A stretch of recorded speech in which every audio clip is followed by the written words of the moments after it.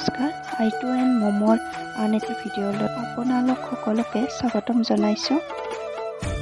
আজি মই দুপৰীয়া সাজৰ বাবে এয়া প্ৰথমতে ঢেকীয়া ভাজি লৈছোঁ। ঢেকীয়াত এনেকৈ কণী দি কণী ভাল পায় বাৰু, মই কিন্তু বিৰাট ভাল পাওঁ। এয়া হৈছে মৰাপাতৰ আগ ভাজি, আমি ঘৰুৱাৰ ভাষাত পাতাৰ আগ বুলি কওঁ। আপোনালোকে বাৰু এই শাকবিধ খাই ভাল পায় নে বেয়া পায় জনাবচোন। আৰু এতিয়া মই খাবলৈ ওলাইছোঁ পেৰা আৰু বুন্দিয়াৰ লাড়ু। আৰু এই গৰমত এইফালে মই জুইত বনাই আছোঁ পাৰৰ মাংস। পাৰৰ মাংস জুইত বনাই খালে আৰু বেছি টেষ্টি হয়। আৰু আঞ্জা হোৱাৰ পিছত এইফালে মই অকণমান বহি লৈছোঁ। গৰমত ঘামি অৱস্থা নাইকিয়া হৈছে। আৰু এইফালে মই ভাতৰ থালিখন সজাই লৈছোঁ। সজাই ল'লে খাবলৈ বেছি সোৱাদ লাগে, নহয়নে বাৰু? এতিয়া আম খাই ভিডিঅ'টো শেষ কৰিলোঁ।